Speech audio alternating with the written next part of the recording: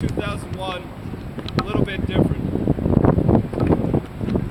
Today is the day we remember those men and women who fought for us, those who run into burning buildings, men and women who put their lives at risk, or would even take a bullet or a bomb blast, and always responded to the call of duty for each one of us.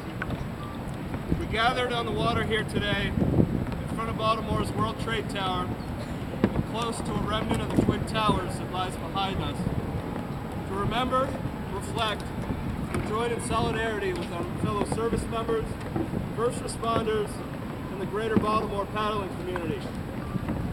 Constantly, we prove that we're stronger than any terror event, we're stronger than any bomb blast that leaves us wounded, and we are stronger as a community here, a community of paddlers, and a unit than we are when we're alone.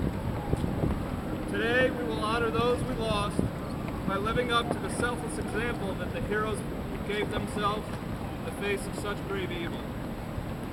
Just as we did in 2001,